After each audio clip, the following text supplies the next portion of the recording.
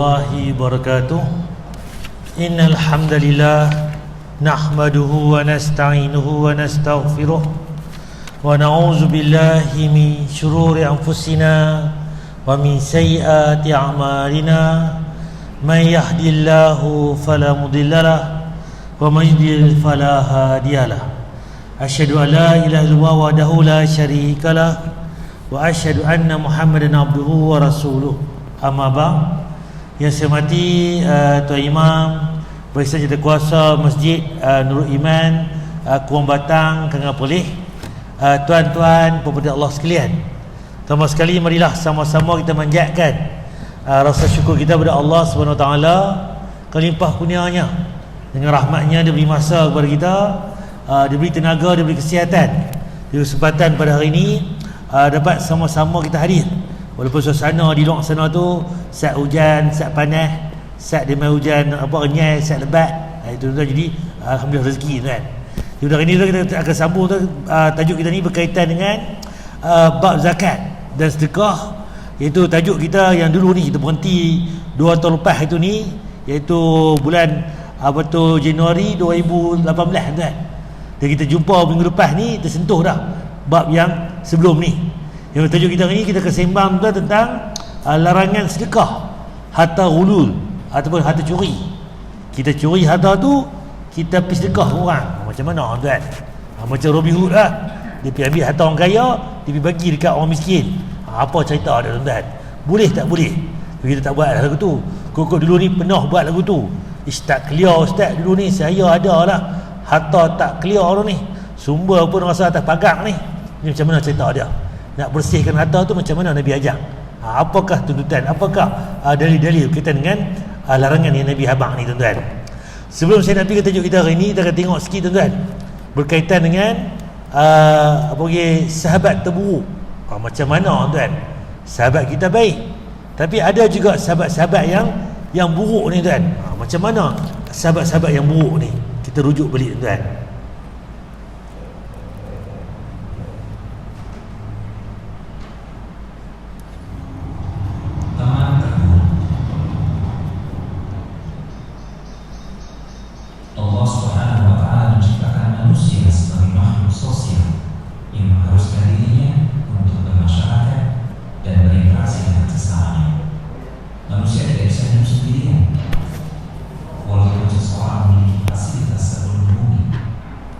Cerita dia, kita manusia ni hidup kat dunia ni tak hidup seorang-seorang. Dia mesti hidup bermasyarakat, berjamaah tuan. Jadi kita duduk mana-mana pun mesti ada masyarakat kat situ. Nak beli apa, makan pagi, beli ikan, beli udang, beli sayur apa semua kan, sebagainya, urusan jual beli sebagainya. Dan kemudian tanaman mana nak urus beli baja, beli padi benih, contohnya. Dia tak boleh duduk seorang-seorang tuan. Kalau seorang duduk tuan, tak clear tuan, kita jadi semua tak kena. Jika tuan duduk dalam gua ke zaman lah ni, dia pelik benda tu. Jadi cerita tuan-tuan, kita manusia ni mesti bermasyarakat, mesti hidup ni beramai-ramai tuan. Akan tetapi kita akan membutuhkan soal iman.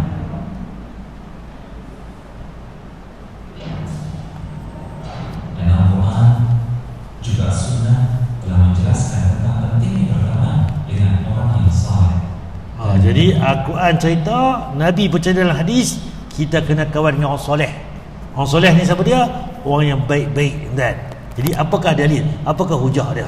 Kaliannya jika berteman dengan orang yang tidak saleh. Nabi SAW bersabda yang artinya, seseorang itu di atas katakan teman dekatnya, maka perhatikan dengan siapa dia berteman. Okey, ada dalil tuan-tuan. Satu dalil iaitu hadis Tirmizi.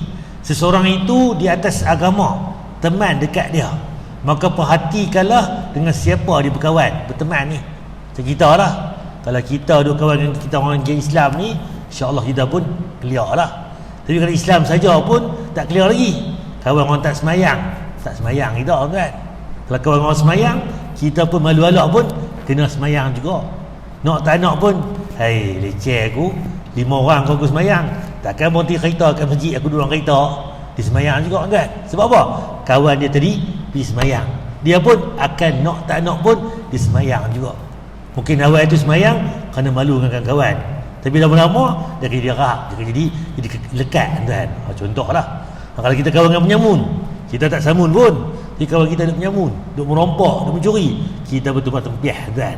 Jadi kita ni dengan siapa kita berkawan. Jadi agama orang tu pun sama juga dengan siapa dia bergaul sebenarnya. Hadis Tirmizi ni penting tuan. Siapa dia berteman. Seseorang teman pasti akan mempengaruhi temannya. Bisa jadi itu pengaruh yang baik, seperti mengingatkan untuk berpikir kepada Allah, memotivasi beramal saleh, dan menasihati untuk selalu istiqamah, sehingga ia akan mendapatkan keselamatan di dunia dan di akhirat. Jika kita kawan dengan orang baik-baik ni akan dapat nasihat, peringat kita. Berhenti kot, lah pukul 1 dah. Azal Haq ni pergi mayang dulu. Contoh, bila kita kawan dengan orang tak mayang, kita berhanyut.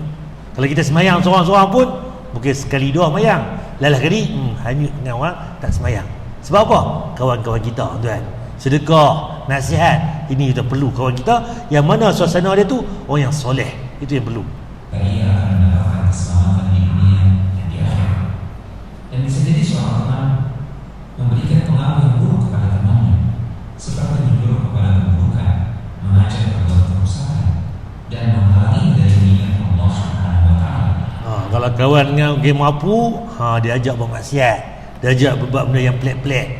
Kita nak mayang ni, tunggu rasa, relax dulu, awal lagi, baru pukul 1, saat lagi lah kita berhenti. Contoh, kita nak semayang ni, tapi kalau kita kata tunggu rasa dan lagi, awal lagi, dah kita lepas tuan.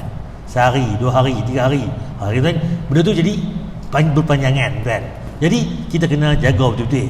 Kawan yang baik bawa kebaikan. Kawan yang buruk ni, dia punya tu apa tu, magnet tu ataupun daya tarikan itu, kena pedar betul-betul tuan. Dan hingga ia mendapatkan kerugian dan kehancuran di dunia dan di akhirat. Allah Subhanahu wa Ta'ala berfirman nanti, dan ingatlah hari ketika itu orang-orang yang zalim menggigit kedua tangannya seraya berkata, lalu yang kiranya dulu aku mengambil jalan bersama-sama Rasul, kecelakaan besar bagiku. Kiranya aku dulu tidak menjadikan sefulan itu teman akrabku. Nampak tuan, surah Al-Furqan ayat 27-29. Dan ingatlah hari ketika itu orang-orang yang zalim menggigit kedua tangannya seraya berkata, orang zalim ni kat dunia hebat, angkuh, tapi kat akhirat nanti dia gigit jari dia tuan, tangan dia. Dia kata apa? Aduhai kiranya dulu aku mengambil jalan bersama-sama dengan Rasul, celakalah besarnya bagiku kiranya aku dahulu tidak menjadikan si fulan itu sebagai teman karibku. Ruginya aku. Kita lah, macam kita lah. Kalau kita seronok, gembira habis. Kalau kita sakit hati, sedih kan, frah, gigit jari tuan. Kita kat dunia bersama juga, tu gigit, menyesal aku. Tu sifat kita, kita gigit jari kita. Sama jugalah orang yang mana zalim ni kat dunia dulu ni, dia hebat tak sangka, maksiat punya. Akhirat nanti, Allah, kalau aku tahulah kawan dengan orang soleh, kawan dengan orang baik ni, alangkah untungnya aku. Kalau aku tak galik ni, ikut depa ni, ikut geng ni, contohnya, itu tak guna orang tuan.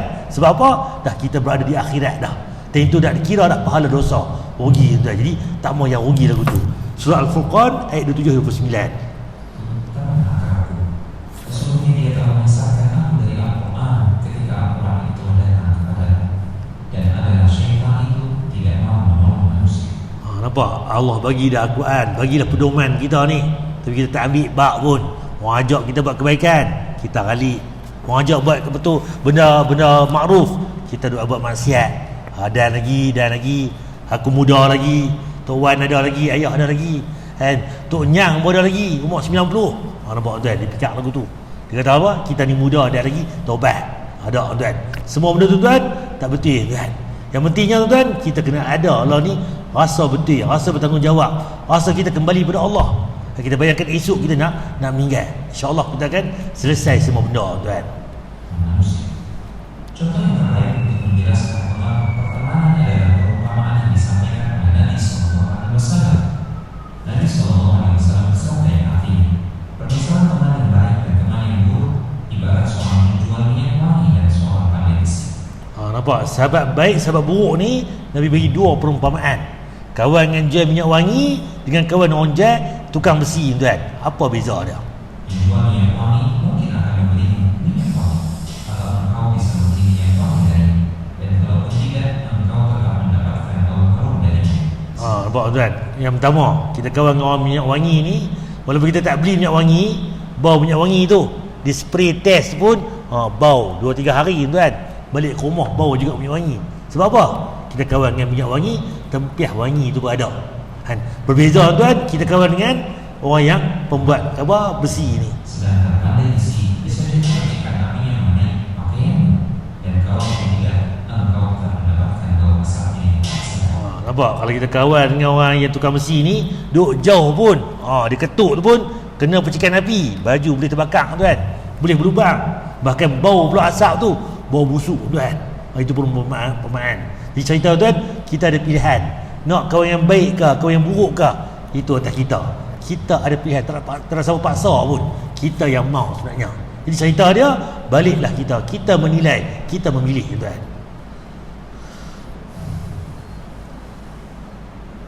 Maka orang yang berakal akan memilih orang-orang saleh sebagai teman, dan mereka akan menjauhi orang-orang yang membawanya kepada keburukan dan kehancuran yang dapat menyebabkan dirinya merugi di dunia dan di akhirat. Jadi kita ni kena dampingan orang yang soleh, orang yang baik. Sebab apa? Kalau kita ralik ke apa, ada orang tu nasihat. Kita alpa ke apa, ada orang pembetul kita dan sebagainya. Itu tujuan dia. Cuma ustaz, lagu tu tak ada kawan lah dengan mereka mampu ni. Tak, kawan juga. Sekadar kawan apa? Kita kenal mereka, ajak mereka dakwah macam mana akhlak kita. Itu iya. Kalau kita kawan dengan orang baik-baik saja, orang macam ni macam mana? Tinggal aku tu ke? Tak, kena bergaul juga. Tapi tak, kawan kita kalau tanya balik, 100 orang tu 70-80 yang tak clear tuan. Yang clear apa? 10 orang aja. Contoh, di mana mungkin kita nak jadi soleh, jadi yang baik tuan. Kita kena tengok balik. Teman-teman akrab pada hari itu sebagian yang menjadi musuh bagi sebagian yang lain, kecuali orang-orang yang bertakwa. Baik mana kita kat dunia ni pun kawan kita baik. Baiklah kawan tuan. Adik-beradik pun boleh bunuh adik-beradik tuan. Harta, sebagainya, pusaka sebagainya, tambah kawan-kawan tuan. Jadi tuan, cerita dia kena berhati-hati. Jadi cerita dia, teman-teman akrab pada masa dahulu ni sebagian menjadi musuh pada bagian lain. Rupanya dia lah musuh kita, tikam ke belakang, musuh dalam selimut. Jadi kecuali apa?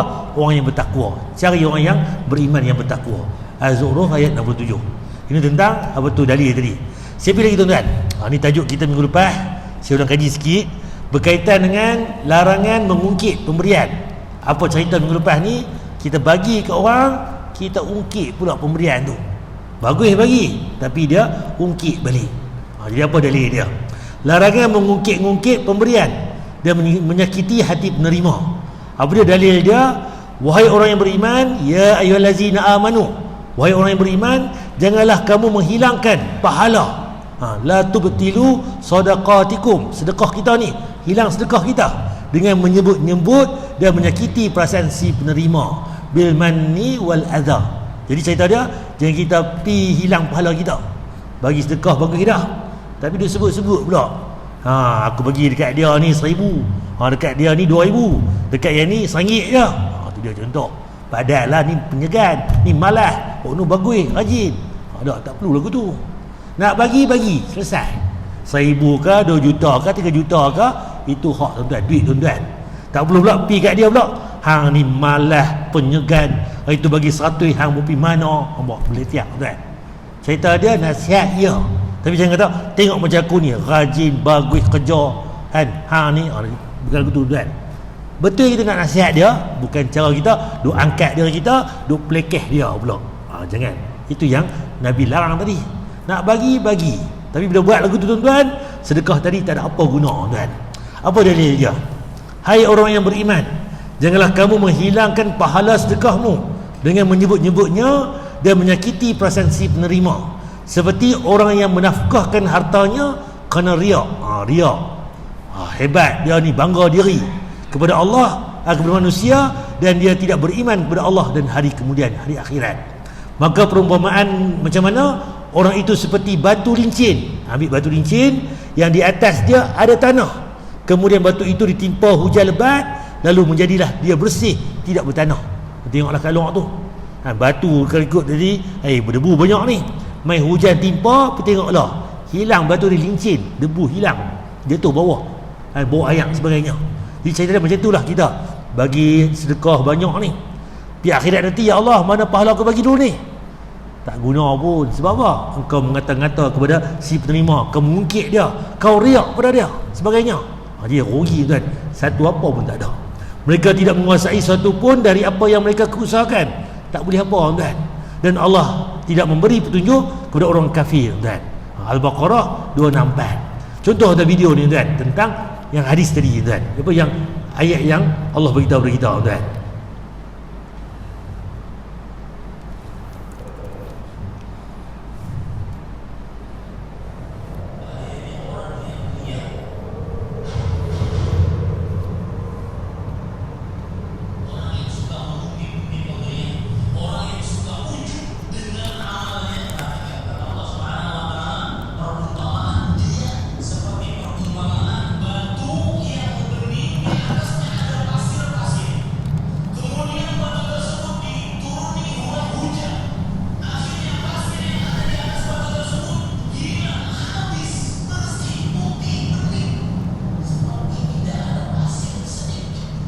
Macam itulah sedekah kita. Kita bagi tuan 2,000, 3,000, RM1, RM2. Di akhirat nanti cek akaun tak ada apa pun, kosong. Lu simpan ni sehari, sebulan, 100 ben Islam ataupun tabung haji, nanti haji.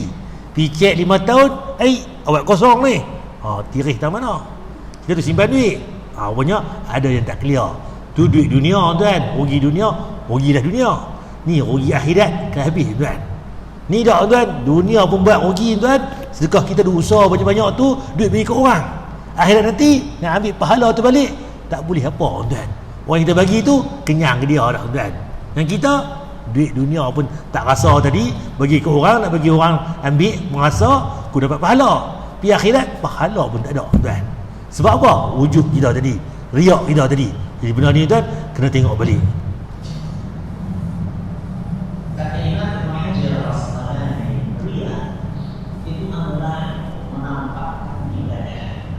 Menampakkan, tunjuk ke orang, sekian ni dia buat sebagainya, itu riak tuan. Sama orang lain. Apa tujuannya? Agar dipuji. Itu definisi dari riak. Riak ni apa? Untuk dipuji. Oh bagus, soleh, apa tu, beriman, baik, dermawan. Itu tuan. Jadi benda ni tak clear sebab riak. Okey, tapi lagi tuan, tajuk kita hari ni berkaitan dengan larangan sedekah atau hulul atau curian. Macam mana kita ni buat baik tapi sumber tu sumber tak clear. Rezeki kita tu tak halal kan? Apa cerita dia? Apa dalilnya? Tidaklah diterima solat tanpa bersuci. Jadi solat kita ni tak ada ayat wudu, tak sah sembahyang. Buatlah 2 rakaat ke 4 ke 6 ke, maghrib isya ke, tapi tak diterima solat kita. Sebab apa? Tak berwuduk tadi. Solat mesti berwuduk, bersuci. Tidak pula sedekah dari hulul hatta haram. Semayang tadi pun tak dikira sebab tak bersuci, tak berwuduk. Dan sedekah kita pun tak dikira. Sebab apa? Daripada hatta hulul ataupun hatta haram, hatta curi, hatta rompak. Ini kata min hulul ni. Hulul ni sedekah yang mana yang kita sumber yang haram. Apa dalil dari sini? Hadis Muslim.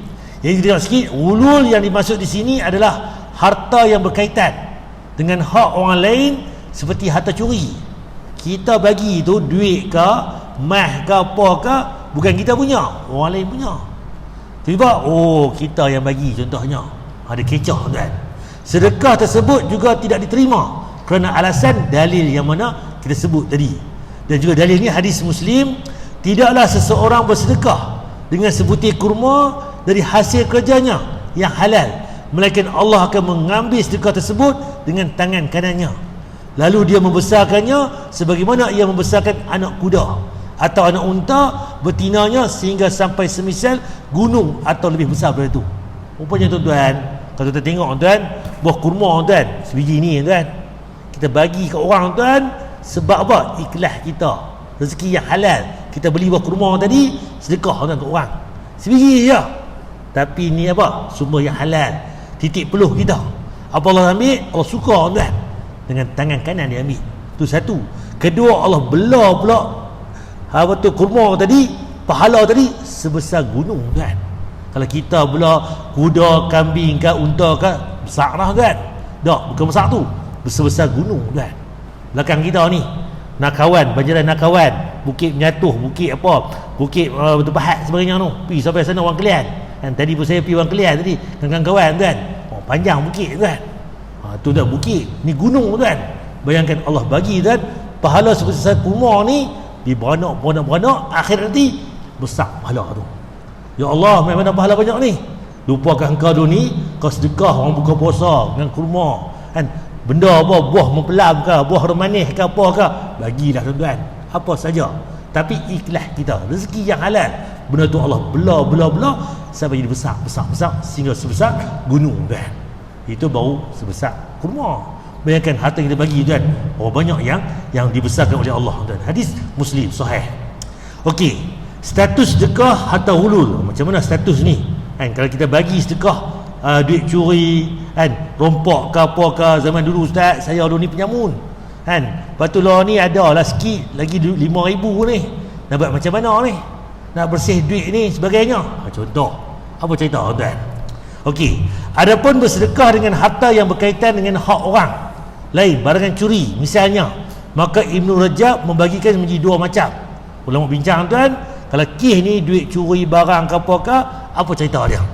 Pertama, jika bersedekah di atas nama pencuri, sedekah tersebut tidaklah diterima. Dia pergi curi, pergi rompak, ni saya bagi ni sedekah ni, tak pakai tuan. Sebab apa? Tu harta orang. Kita dah pergi rembat harta orang, pergi buat baik bagi ke orang lain pula tuan. Kata kita bagi, jangan. Jadi bahkan ia berdosa tuan, kerana telah memanfaatkannya. Pemilik sebenarnya pun tidak mendapat pahala kerana tidak ada niat darinya. Demikian mendapat menjadi ulama. Kalau kita bagi, kita curi ni rompak harta 10,000, pergi bagi kat masjid, ni saya bagi kat masjid ni, apa status dia? Kita tak boleh apa kan. Pertama dosa dah curi tadi. Yang kita bagi kat masjid, kita tak boleh apa. Harta orang yang curi, yang pemilik tadi pun dia tak boleh pahala apa. Dia 10,000 tu dalam peti besi. Kalau dia tak curi ni, mamat ni tak curi, dia pun tak boleh sedekah kan.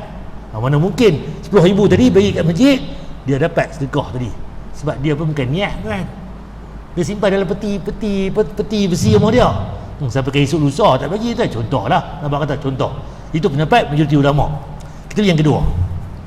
Jika bersedekah dengan harta haram tersebut atas nama pemilik, sebenarnya ketika ia tidak mampu mengembalikannya pada pemiliknya ataupun ahli warisnya, maka ketika itu dibolehkan oleh kebanyakan ulama, di antara Imam Malik, Abu Hanifah dan Imam Ahmad. Contoh, ustaz saya pergi samun rumah ni tahun 70-an tu ni. Kampung mana? Kampung Nesam, apa tu belakang ni, apa Syekh Ahmad ni. Saya mai tengok tahun 2020 ni, rumah pun tak ada dah, hilang. Nak bagi balik duit ada ni dalam 5,000, 6,000 ni, saya rompak itu ni. Macam mana tanya orang kampung tu pun tak tahu hilang mana kan. Ada orang kata pergi tempat sekian-sekian, pergi cari-cari kan, pun hilang. Pak tu meninggal, anak pun mengaji luar negara, pergi mana, habis duit ada 6,000 tuan. Macam mana cerita dia? Time tu baru kes kedua ni, jika lagu tu tuan-tuan waris pun tak jumpa, pemilik tak tahu, time tu barulah dibolehkan tuan. Tu cerita yang kedua. Ini apa dia? Pendapat Imam Malik, Abu Hanifah dan Imam Ahmad. Lebih lagi tuan. Okey, di manakah nak salur harta tadi? Harta tadi harta curi, harta rompak, tak mana nak bagi tuan? Harta haram tadi. Jadi dari pendapat terkuat, dari pendapat yang ada, harta haram harus dibersihkan, tidak didiamkan begitu saja. Dah tak ada lah tadi, orang tadi aku pergi rumah dia pun tak ada, rumah pun hilang, tanya orang, anak pun pergi luar negara tak jumpa mana, simpan kat aku lah 6,000 tu. Ada tuan perkara tu. Cerita dia kena bersih tuan. Tidak didiamkan begitu saja ketika harta tersebut tidak diketahui lagi pemiliknya ataupun ahli waris dia. Namun tak mana pula nak salur dia. Ada 4 pendapat ulama dalam masalah ni. Cerita macam mana kita nak bersihkan harta tadi. Pendapat pertama kan, iaitu disalurkan untuk kepentingan kaum muslimin secara umum, untuk orang awam secara umum, tidak khusus pada orang dan tempat tertentu. Demikian pendapat Syekhul Islam Ibn Taimiyah. Kita macam mana boleh guna untuk keperluan masyarakat umum, nak buat jalan raya ke, nak buat longkang ke, nak buat apa ke, dangau ke, nak buat pondok ke, nak buat dewan ke, contoh lagu tu lah lebih kurang. Jadi untuk muslimin, untuk umum. Yang pertama. Pendapat kedua pula, disalurkan sebagai sedekah sunnah secara umum, mencakupi hal yang terdapat maslahat, pemberian pada fakir miskin, untuk membangunkan masjid. Ini adalah pendapat Hanafiyah, Malikiyah, pendapat Imam Ahmad, Hambali dan pendapat Imam Ghazali dari ulama Syafi'i. Dia cerita dia boleh buat tuan. Nak bina masjid pun boleh, bagi fakir miskin pun boleh, anak yatim ke apa boleh pakai duit tu. Tu pendapat yang kedua. Yang tadi lebih umum lagi. Yang kedua ni boleh juga, lebih kurang yang sama juga. Tapi pendapat yang ketiga ni lain sikit tuan. Disalurkan pada maslahat kaum muslimin dan fakir miskin selain untuk buat masjid. Boleh buat semua belakang, tapi buat masjid jangan. Nampak tuan? Sebab masjid ni rumah Allah, rumah yang suci, kena sumber pun suci. Kita tak boleh ambil duit curi tadi pergi bagi kat masjid. Nampak tuan? Ni pendapat yang tiga. Siapa kata lagu ni? Ulama Lajnah Daimah Kerajaan Arab Saudi. Tidak boleh harta tersebut disalurkan untuk membangun pembangunan masjid, kerana haruslah harta tersebut berasal daripada harta yang tokhir ni suci. Nampak tu? Yang ketiga dia lebih ketat sikit tuan. Yang awal, yang kedua tadi open lagi. Kita pergi yang keempat tuan. Pendapat yang keempat. Pendapat keempat, disalurkan untuk tujuan fi sabilillah, iaitu untuk jihad di jalan Allah. Demikian pendapat terakhir dari Ibn Taymiyah. Boleh buat untuk fi sabilillah, untuk jalan Allah. Jadi ada banyak pendapat tuan. Cerita dia macam mana? Jadi ikutlah. Kalau kita ada kemampuan kan, kalau kita ni kan dalam bab masjid ni kita elakkan dululah kalau boleh. Contoh, tapi dah ustaz kan duit ni jumpa tuan ni kan, tak tahu mana sumber ke apakah, boleh juga naknya, tak ada masalah. Cerita dia jangan jadi hak kita. Guna hak untuk masyarakat, untuk kepentingan umum. Buat jalan raya, buat longkang, buat masjid, buat apa tu dewan ke kan, buat pembangunan sebagainya ke. Jadi tak ada masalah sebenarnya. Cerita dia untuk kepentingan awam tadi. Jadi cerita dia itu. Yang kata tak boleh ni buat dalam masjid ni sebab apa? Ni rumah Allah. Itu jadi berhati-hati tadi. Nak kata larangan 1% pun tak juga, sebab zaman Nabi tu tak tunjuk pun lagu tu. Kan, sebab dia tak tunjuk dengan jelas. Tak mana nak pergi, sebab tu ulama-ulama pun berbeza-beza ijtihad mereka. Kita bersamalah. Kita dulu ni ketua penyamun. Ada lagi ni 30,000 ni. Duduk mana? Duduk harta dalam mana? Dalam gua mana ke contohlah. Kan, pergi ambil balik. Ada. Nak bersih macam mana ni? Bukan kita ambil kan. Kita dah taubat nasuhah dah. Tadi harta tu tadi ada. Jadi kita gunakan untuk maslahat umum kan. Jadi terpulanglah yang mana yang perlu itu yang penting. Cuma kan, jadi tadi ni ada 3-4 pendapat. Jadi kita kalau kita jumpa harta hulu tadi, kita sendiri ke kan, kita kena urus dengan betul. Bukan simpan. Pergi cari dah ustaz rumah dia, tak jumpa dah. Kan? Usah lagi.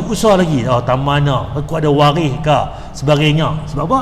Dia tentang harta ni. Sebab nanti bila kita meninggal nanti, dia akan ditanya tuan. Dia nanti dia perlukan bantuan. Dia cari siapa curi harta dia, siapa yang boleh ambil pahala. Itu dia perlukan. So dia pun nampak akhirat dia tak clear. Siapa curi harta dia, di mana harta dia, ada kampi. Yang curi tadi duit tak guna dah, ambil pahala kita pula tuan. Kita tak mau nanti sangkut akhirat. Kita mau kita clear dunia dan akhirat. Dunia pun okey, clear, akhirat lagi-lagi okey tuan. Itu tajuk kita hari ni. Tentang harta hulul ni tak boleh kita buat main-main. Okay, tapi yang kedua tuan, inilah 3 hal yang akan ditimbang di hari kiamat. Hari kiamat nanti benda apa yang ditimbang ni? Amalan kita ke, badan kita sendiri ke, badan kita soleh kita ni ke macam mana cerita dia? Apa tentang 3 hal ditimbang di hari kiamat tuan? 3 hal yang ditimbang di hari kiamat. Para ulama berbeza pendapat mengenai apa yang ditimbang kelak di hari kiamat. Jadi ulama bincang benda apa yang ditimbang pada hari kiamat ni. Jadi ulama pun berbincang sebab apa? Dalil dia ada banyak tuan. Setidaknya ada 3 pendapat dalam hal ini. Pertama, yang akan ditimbang kelak di hari kiamat adalah amal. Jadi yang pertama sekali, apa yang ditimbang tu amal kita, amal soleh kita. Berapa amal soleh kita? Contoh hari ni baca Al-Quran 3 muka, Alif Lam Mim. Nabi kata 3 huruf, 3 kebaikan, 30 pahala. Kira-kira banyak lah ni contoh. Semayang kita macam mana, puasa kita, zakat kita, haji kita, hitung-hitung itu amalan kita. Itu yang pertama. Kalau di hari kiamat Jadi cerita dia, pahala ni tak nampak, tapi di akhirat nanti dijadikan sesuatu yang wujud, yang boleh dinilai. Nampak? Sebab apa dikata nanti amalan kita ni akan diletak di atas daun timbangan. Kalau kita bahasa kita ni, atas timbang kilo tu lah yang kita nampak kat dunia. Akhirat nanti dia ada alat timbangan dia, mizan dia, tuan-tuan.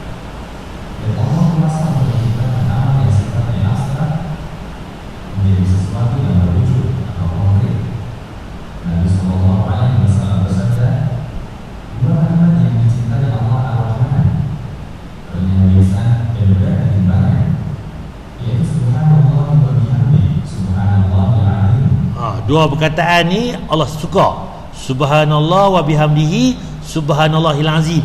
Dua perkataan ini kita sebut Allah sangat sayang. Artinya Maha Suci Allah sambil memujinya dan Maha Suci Allah yang Maha Agung. Kedua, ya tuan, benda tu tuan-tuan, subhanallah tadi, dua benda tadi berat timbangan akhirat. Kita sebut kat dunia saja.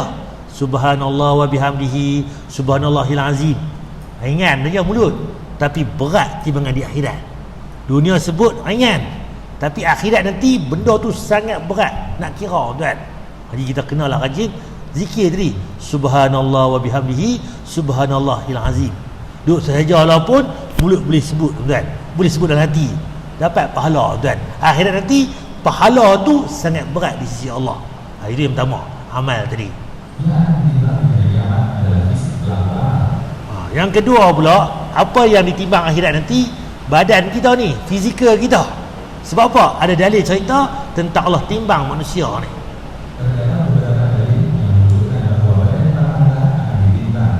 Jadi cerita dia ada dalil kata badan kita manusia ni akan ditimbang, dikira. Tuan-tuan boleh berapa padi tahun ni? 2 relung 3 tan. Bawa padi tu ditimbang kat apa tu jabatan kita peladang kita ataupun kelang beras kita ke sebagainya. Timbang-timbang, berapa tan sebagainya. Contoh, kita pun nanti ditimbang, tuan.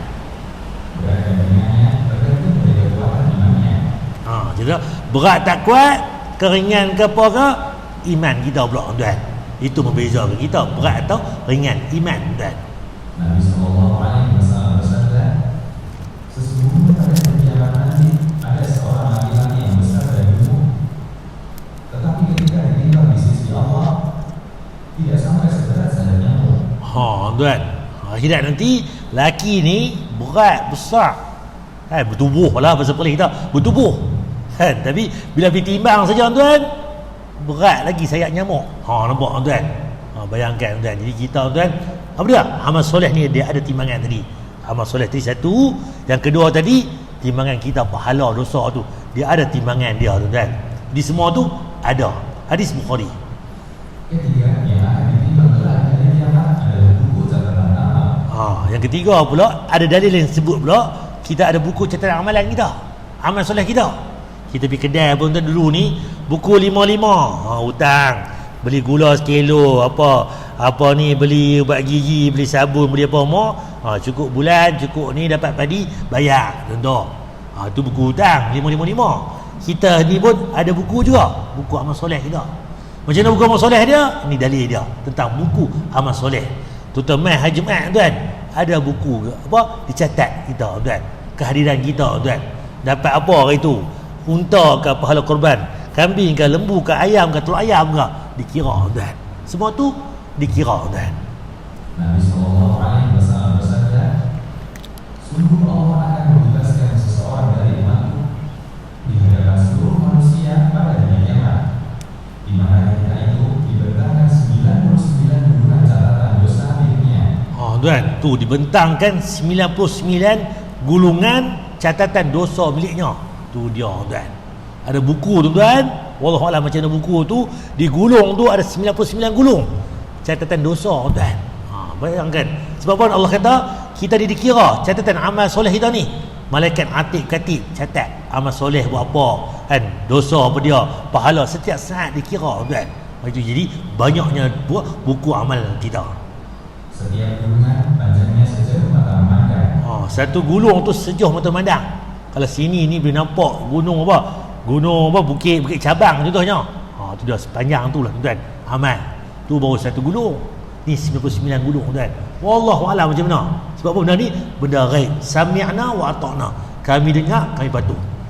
Kemudian diletakkan gulungan-gulungan tersebut pada satu daun timbangan dan kata la ilaha illallah pada daun timbangan yang lain. Jadi ada dua timbangan mizan tu. Allah kata satu timbangan tadi dosa tadi, apa tu, tentang amal tadi. Kemudian satu lagi la ilaha illallah pada timbangan yang lain. Maka gulungan-gulungan dosa tersebut terangkat dan kata la ilaha illallah lebih berat. Nampak tuan, kalimat la ilaha illallah tadi, dosa kita ada 99 gulung tadi, banyak tuan. Tapi kita sebut la ilaha illallah. Tadi ni ringan, kita berat balik sebutan la ilaha illallah tadi. Pahala kita balik tuan. Bayangkan tuan, duduk saja ni pun la ilaha illallah, la ilaha illallah. Banyak tuan. Sebut saja, bukan payah pun, tak sebut mulut pun, hati tu. Duk ulang. Pahala tuan akhirat. Demikianlah tidak ada satu pun yang lebih berat dari sesuatu yang padanya terdapat nama Allah. Jadi nama Allah ni memberatkan kita punya amal soleh. Sebut tuan, sebutlah Asmaul Husna. Nas'aluka ya, apa yang kita baca Ar-Rahman Ar-Rahim, semua tu nama Allah. Berapa yang kita tahu? 99. Ada lebih lagi yang kita tak tahu. Jadi kita baca nasyid, sekolah baca sebagainya tu, ya itu 99 sahih. Cuma adakah yang tu saja? Wallahu alam. Ada lagi ilmu yang Nabi kata di luar sana lebih lagi tuan. Jadi terpulanglah yang kita tahu tuan, kita amal tuan. Okey, sikit lagi tuan. Kita tuan nak tanya tuan, tajuk hari ni jelas tuan tak? Saya fikir tuan, ada yang tanya minggu lepas ni, macam mana cerita dia timbang apa? Zakat binatang, zakat ternakan ni macam mana? Bila saya duduk Google tuan, bila tengok tuan maik tuan. Bila tengok tuan di sini, contoh di sini termasuk dalam kumpulan ini adalah unta, lembu, kambing bibiri dan kibah. Kambing jenis pari ke, kambing bor ke, tu nama-nama kita lah, termasuklah kambing juga.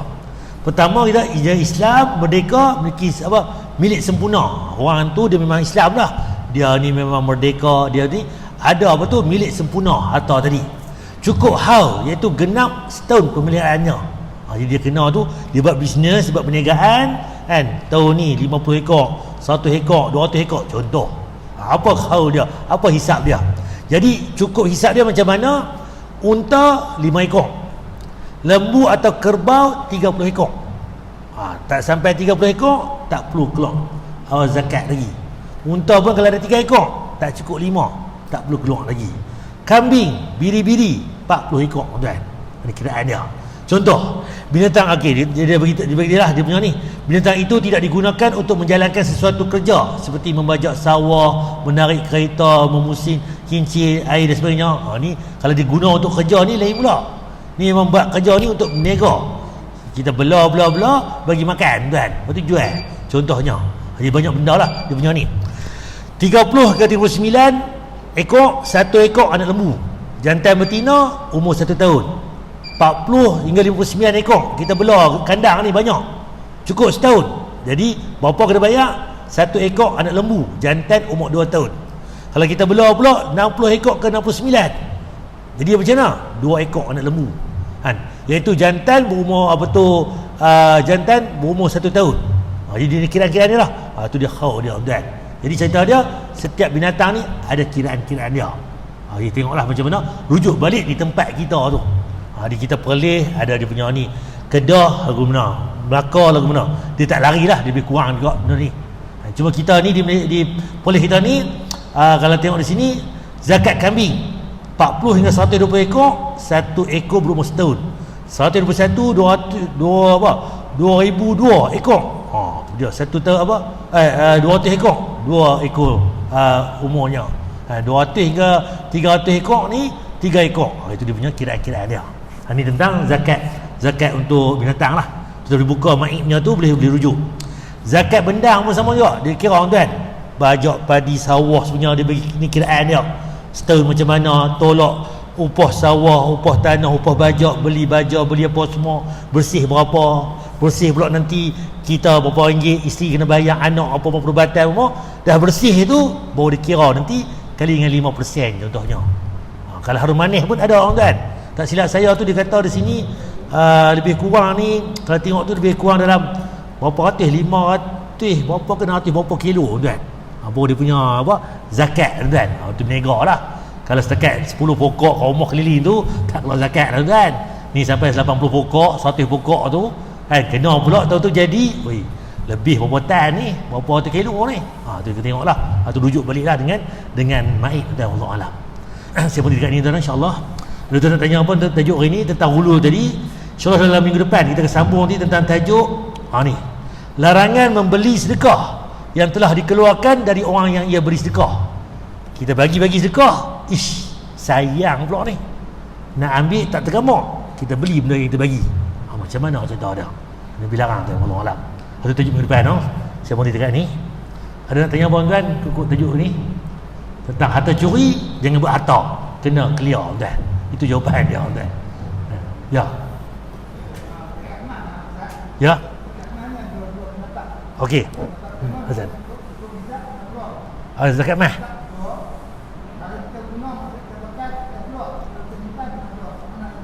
Okey. Saya jawab